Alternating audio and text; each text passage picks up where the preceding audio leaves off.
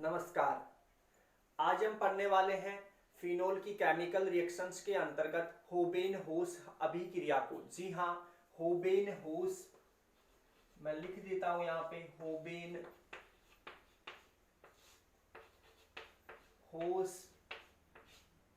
अभिक्रिया।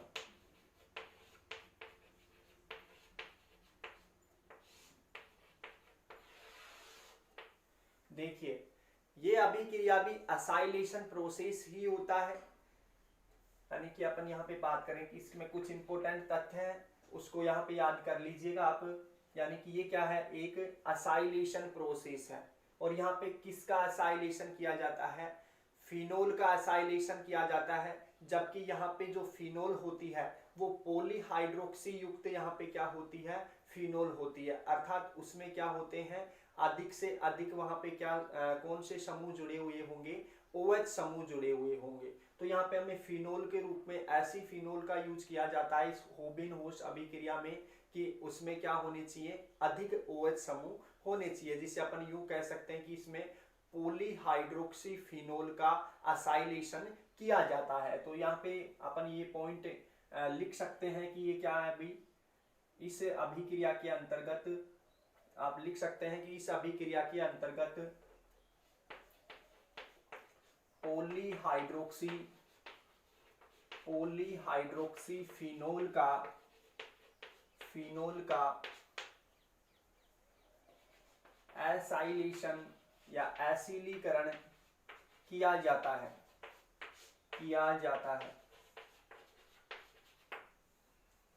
दूसरा प्रोसेस यहाँ पे, दूसरी यदि मैं बात करूं तो देखिए यहाँ पे जो रिएजेंट के रूप में यूज किया जाता है वो कौन कौन से कंपाउंड हो सकते हैं।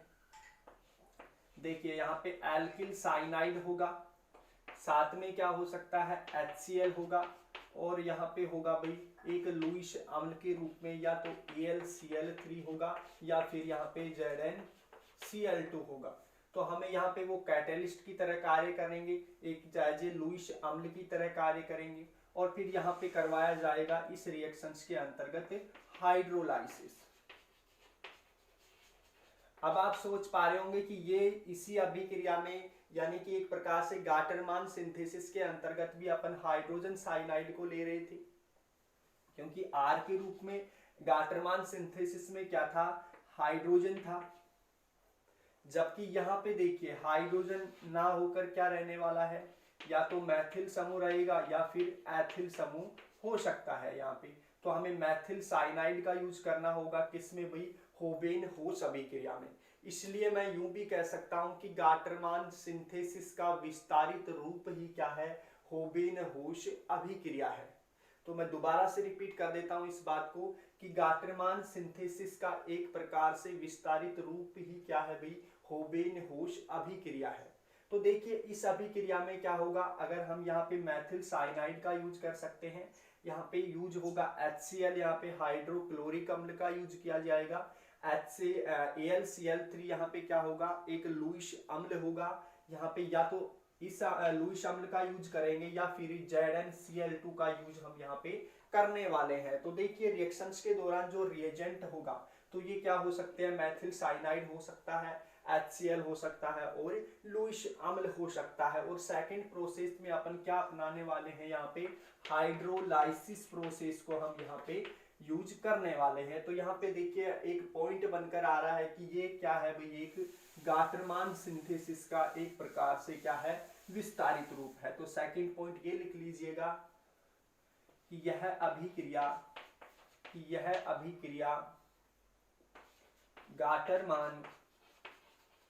गाटरमान सिंथेसिस का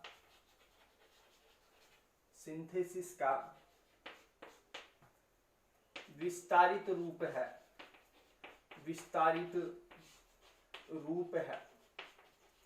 ये दो पॉइंट आपको याद रखने होंगे यहाँ पे कि यहाँ पे पॉलीहाइड्रोक्सी फिनोल का यूज किया जाता है, ना कि साधारण फिनोल का। अब वो देखिए कौन सी अपन ले सकते हैं। देखिए पॉली के रूप में यदि मैं बात करूं तो देखिए अपन सिंपल रूप से क्या लेते हैं, एक फिनोल रिंग लेते हैं। तो हमें पता है यहाँ पे क्या है, एक प्रकार से ये मोनोहाइड्रोक्सी फिनोल है, क्योंकि यहाँ पे केवल एक OH समूह है। यदि यहाँ पे मैं क्या करता हूँ, इसकी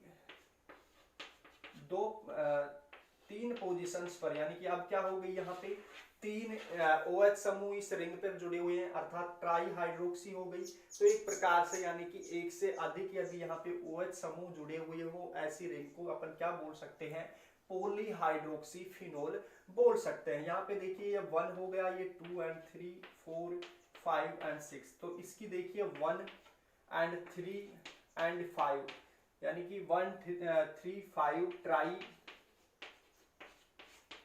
हाइड्रोक्सी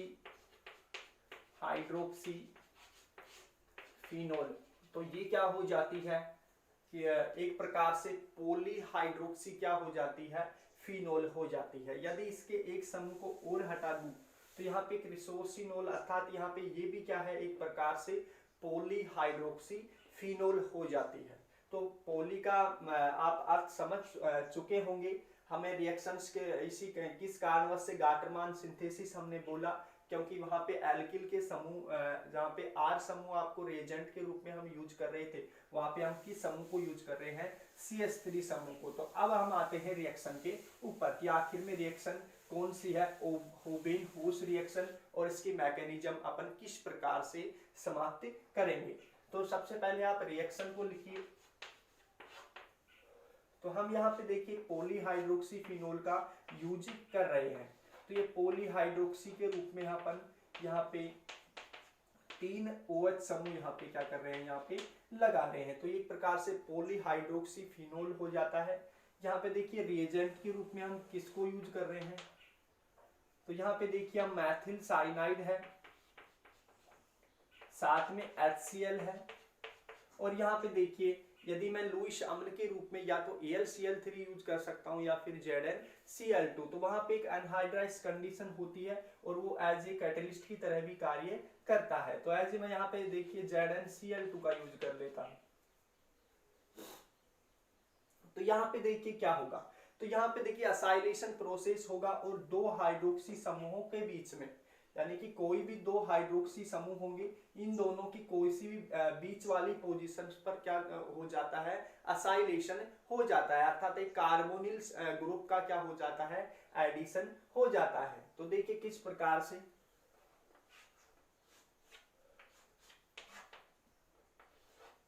तो यहाँ पे देखिए 3 OH समूह इस प्रकार से लगा दिए हमने, और यहाँ पे देखिए एक ऐसा 2 हाइड्रोक्सी समूह के बीच में क्या हो जाता है, एक कार्बोनिल समूह का प्रवेश हो जाता है और एक क्या रहता है, यहाँ पे CH3 रहता है। तो असाइलेशन इसका हो जाता है। तो इस रिएक्शंस के दौरान किस प्रकार से अपन क्या कर सकते हैं, असाइलेशन को कर सकते हैं, हाइड्रोलाइसिस का यहाँ पे प्रोसेस होता है। तो ये दोनों प्रोसेस अपन मैकेनिज्म के अंतर्गत अपनाने वाले हैं कि ये रिएक्शन किस प्रकार से होती है। तो ये रिएक्शन उतारिएगा आप, और अब हम देखने वाले हैं इसकी मैकेनिज्म को। हमें ये पता है कि रिएजेंट क्या क्या है, तो हमें सबसे पहले तैयार क्या करना होगा, एक इलेक्ट्रोफाइल। तो यहाँ पे मैकेनिज्म लिखिए, और मैकेनिज्म लिखने के बाद में स्टेप फर्स्ट लिखिए आप, स्टेप फर्स्ट, और हमारा स्टेप फर्स्ट आता है फॉर्मेशन ऑफ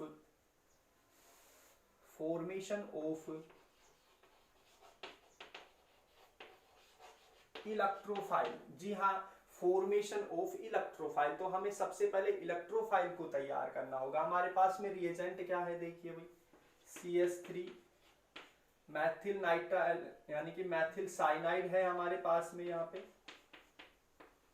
इस प्रकार से। यदि यहाँ पे मैं बात करूं तो देखिए इसकी अभिक्रिया अपन सबसे पहले HCl के साथ में करवा रहे हैं, और यहाँ पे देखिए अब यदि मैं यहाँ पे अभिक्रिया करवाना चाहता हूं तो देखिए यहाँ पे नाइट्रोजन है, यहाँ पे कार्बन है, तो इस बॉन्ड को यहाँ पे शिफ्ट कर दे। तो यहाँ पे कैसे होगा, तो जैसे ये बॉन्ड की इलेक्ट्रॉन इधर शिफ्ट होंगे तो यहाँ पे नेगेटिव चार्ज और यहाँ पे क्या चार्ज जनरेट हो जाएगा, पॉजिटिव चार्ज। तो ये नेगेटिव चार्ज यहाँ से इस H+ को बाहर निकाल लेगा, और यहाँ से ये जो Cl है ये Cl- के रूप में आकर कहाँ पे जुड़ जाता है, इस कार्बन के ऊपर जुड़ जाता है। तो देखिए हमने क्या क्या प्रोसेस अपनाया। सबसे पहले कार्बन एंड नाइट्रोजन के इस बॉन्ड को ब्रेक किया, नाइट्रोजन की तरफ शिफ्ट हुआ तो नाइट्रोजन पर नेगेटिव चार्ज आया, ये नाइट्रोजन यहाँ से इस हाइड्रोजन को H+ के रूप में ग्रहण कर रहा है, और यहाँ पर जो Cl है ये माइनस के रूप में हो गया, क्योंकि बॉन्ड के इलेक्ट्रॉन Cl की तरफ शिफ्ट हो जाएंगे मोर इलेक्ट्रोनेगेटिव एटम होने के कारण। तो ये नेगेटिव चार्ज है, ये वापस से इस कार्बन के ऊपर जुड़ जाता है। तो देखिए हमारे पास में क्या बनता है, CH3 हो जाएगा। इसी प्रकार से ये कार्बन हो गया, इससे कौन सा समूह जुड़ गया है, ये Cl जुड़ गया है। यहाँ पे देखिए अब डबल बॉन्ड है, यहाँ पे नाइट्रोजन है, और इस नाइट्रोजन से क्या जुड़ गया है, हाइड्रोजन जुड़ गया है। तो इस प्रकार से अभी तक हमने इलेक्ट्रोफाइल का निर्माण नहीं किया है। देखिए हमने यहाँ पे इन दोनों का यूज कर लिया है। अब काम आता है हमारा क्या, एक लुईस अम्ल। तो यहाँ पे देखिए लुईस अम्ल क्या करता है, ये ZnCl2 है। ये ZnCl2 एक इलेक्ट्रॉन डेफिशिएंट अर्थात इलेक्ट्रॉन न्यून स्पीशीज होने के कारण इस Cl को यहाँ से बाहर निकाल देता है। और ये देखिए यहाँ पे हमारे पास में एक कैटायनिक स्पीशीज का फॉर्मेशन हो जाता है। इस कार्बन पर पॉजिटिव चार्ज आ जाता है, डबल बॉन्ड रहता है, और यहाँ पे देखिए जो ZnCl3- के रूप में बाहर रहता है। तो ये यहाँ पे देखिए हमने किस प्रकार से इस इलेक्ट्रोफाइल को तैयार किया है। तो हमारे पास में एक प्रकार से इमीनियम कैटायनिक स्पीशीज बन गई है। ये जो कैटायनिक स्पीशीज है अर्थात ये इलेक्ट्रोफाइल है, अब ये आक्रमण करने वाला है किसके ऊपर, इस पॉलीहाइड्रोक्सी फिनोल के ऊपर। तो हम इलेक्ट्रोफाइल का निर्माण करवाने के बाद में हमें अटैक करवाना होगा किसका भाई, इस इलेक्ट्रोफाइल का। तो देखिए स्टेप सेकंड लिखिए।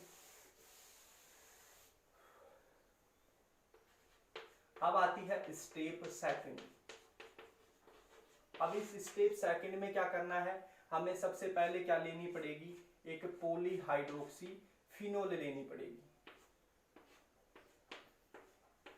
ये OH समूह है इस प्रकार से, जो कि कौन कौन सी पोजीशन पर लगे हुए हैं, 1, 3 और 5 पोजीशन पर लगे हुए हैं। यदि यहाँ पे मैं बात करूं तो इसके रेस्पेक्ट में यहाँ पे कह सकते हैं कि एक मेटा हाइड्रोक्सी समूह होना आवश्यक है।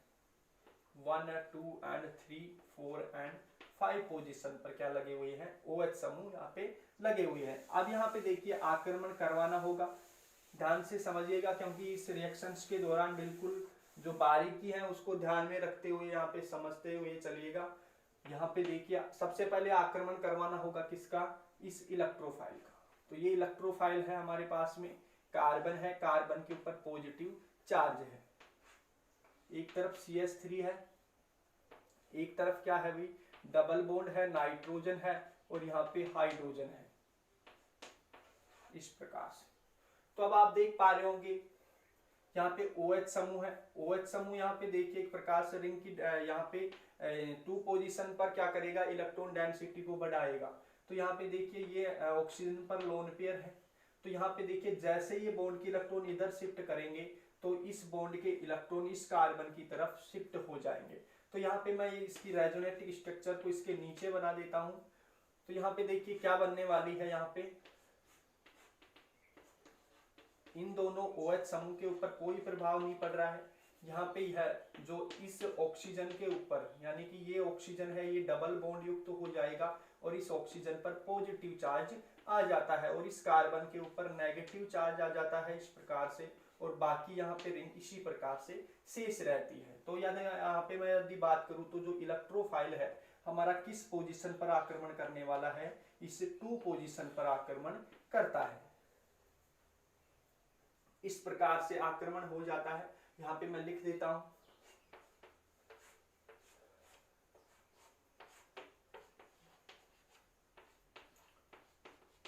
तो देखिए यहाँ पे एक हाइड्रोजन है इसी प्रकार से, और हमारा जो ये इलेक्ट्रोफाइल है इस प्रकार से यहाँ पे क्या करता है, ये जुड़ जाता है।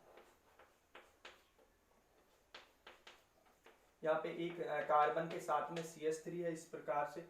बाकी यहाँ पे रिंग क्या है, इस प्रकार से रहेगी। और यहाँ पे देखिए यहाँ पे क्या है भाई, डबल बॉन्ड है, ऑक्सीजन है, यहाँ पे हाइड्रोजन है इस प्रकार से। तो यहाँ पे ये डबल बॉन्ड रह गया और यहाँ पे ये वाला डबल बॉन्ड रह जाता है इस प्रकार से। अब देखिए हमें क्या करवाना होगा, यहाँ पे इस हाइड्रोजन को बाहर निकालना होगा। यदि इस हाइड्रोजन को बाहर निकालना है तो हमें किस प्रोसेस को अपनाना होगा। यहाँ पे मैं इस हाइड्रोजन को बाहर निकाल देता हूँ किसके माध्यम से, हमारे पास में जो तैयार स्पीशीज थी क्या, ZnCl3-, तो ये क्या करेगा, इस हाइड्रोजन को यहाँ से बाहर निकाल देगा, तो ये रिंग वापस से क्या प्राप्त कर लेगी, एरोमेटिसिटी, और ये बॉन्ड के इलेक्ट्रॉन किधर शिफ्ट हो जाएंगे, ऑक्सीजन की तरफ शिफ्ट हो जाएंगे। तो जैसे यहाँ पे Cl ने यहाँ पे बाहर निकाला तो हमें क्या मिलता है भाई, यहाँ पे HCl मिलेगा, और ये लुईस अम्ल है जो एक प्रकार से किसकी तरह कार्य कर रहा है, कैटेलिस्ट की तरह कार्य कर रहा है। तो अभिक्रिया में ये वापस से बाहर निकल जाएगा ZnCl2 के रूप में। तो हमारे पास में जो भी बनी हुई स्पीशीज है, तो यहां तक उतारिए आप रिएक्शन को, फिर आगे समझाते हैं। तो इसके बाद में देखिए क्या होने वाला है, अब आगे यूज किया जाएगा किस प्रोसेस को, हाइड्रोलाइसिस प्रोसेस को। तो हम यहाँ पे देखिए बने हुए इस प्रोडक्ट को बना देते हैं। यहाँ पे दोनों तरफ OH समूह लगे हुए होंगे। यहाँ पे देखिएगा अब सिंगल बॉन्ड में कन्वर्ट हो चुका है OH समूह, यहाँ से हाइड्रोजन रिमूव हो चुका है। यहाँ पे कार्बन है, डबल बॉन्ड नाइट्रोजन और हाइड्रोजन, और यहाँ पे इस कार्बन पे क्या है, CH3 है। इस प्रकार से रिंग वापस से एरोमेटिसिटी प्राप्त कर चुकी है, यहाँ पे डबल बॉन्ड आ चुका है। तो देखिए भाई यहाँ पे क्या होने वाला है, आप क्या करेंगे भाई, यहाँ पे हाइड्रोलाइसिस का प्रोसेस अपनाएंगे। तो यहाँ पे देखिए डबल बॉन्ड को तोड़ना है हमें, तो जैसे हमने यहाँ पे बॉन्ड को तोड़ा तो हाइड्रोजन का H+ नाइट्रोजन की तरफ और OH समूह कार्बन की तरफ। इसी प्रकार से दूसरे बॉन्ड को तोड़ेंगे तो H+ नाइट्रोजन की तरफ और OH समूह किस साइड आ जाता है, कार्बन की तरफ आ जाता है। तो यहाँ से एक H2O का मॉलिक्यूल क्या हो जाता है, बाहर हो जाता है। तो यहाँ से H2O को रिमूव करेंगे, और यहाँ पे अपन कौन सा प्रोसेस यूज कर रहे हैं, हाइड्रोलाइसिस। तो जैसे हमने यहाँ पे क्या किया है, हाइड्रोजन को यहाँ पे जल को मॉलिक्यूल को बाहर निकाला है, तो हमारे पास में देखिए प्रोडक्ट क्या बनने वाला है, एक तो H2O का मॉलिक्यूल यहाँ से बाहर निकल गया, और ये नाइट्रोजन का NH समूह है, ये दोनों हाइड्रोजन्स को लेकर एक अमोनिया के मॉलिक्यूल के रूप में बाहर निकल गया है। तो देखिए आगे मैं मिटा देता हूं यहाँ पे इस प्रोसेस को, और यहाँ पे देखिए फिर प्रोडक्ट हमें क्या मिलता है उसके ऊपर हम चर्चा करते हैं। इस रिंग को इसी प्रकार से बनाना है, और यहाँ पे देखिए ये दोनों OH समूह इस प्रकार से होंगे। अब इस कार्बन को देखना है हमें, ये OH समूह इसी प्रकार से है, इस कार्बन को देखना है, ये कार्बन है। तो अब देखिए ये वाला ऑक्सीजन है, आप देख पा रहे होंगे ये वाला जो ऑक्सीजन है ये इस कार्बन के साथ द्विबंध द्वारा बंधित हो जाता है। तो देखिए इस कार्बन को बनाएंगे, यहाँ पे डबल बॉन्ड आएगा, और यहाँ पे देखिए ये जो शेष बचा हुआ समूह है ये कौन सा है, CH3 समूह है। तो इस प्रकार से रिंग के अंतर्गत अपन क्या कर सकते हैं, इस एरोमेटिसिटी को प्रदर्शित कर सकते हैं। तो इस प्रकार से इस दो OH समूह के बीच में, अर्थात ये OH समूह एंड ये OH समूह, इन दोनों के बीच में कौन सा ग्रुप आ जाता है, ये असाइल ग्रुप आ जाता है। इस प्रकार से अपन पॉलीहाइड्रोक्सी जो फिनोल है उसका क्या कर सकते हैं, असाइलेशन कर सकते हैं, और ये अभिक्रिया क्या कहलाती है, होबेन-होश अभिक्रिया कहलाती है। तो ये मैकेनिज्म आपको समझ में आई होगी, किस प्रकार से क्या क्या प्रोसेस हुआ, हमने प्रत्येक बात को यहाँ पे समझाया है। तो आगे यदि मैं बात करूं तो आपको एक एग्जांपल देता हूं जिसकी आप रिएक्शन मैकेनिज्म रफ कॉपी में करिएगा।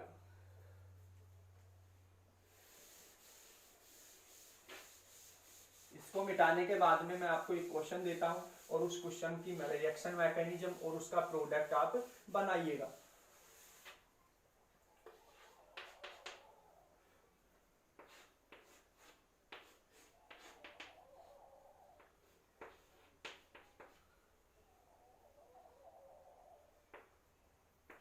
ये हमारा क्या है,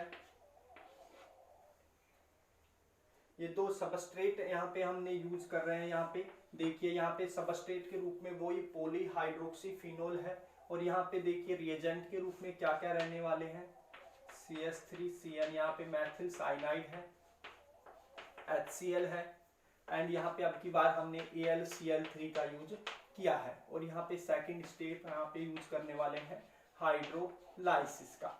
आप यहाँ पे प्रोडक्ट बनाइएगा, प्रोडक्ट क्या है और मैकेनिज्म इसकी क्या है।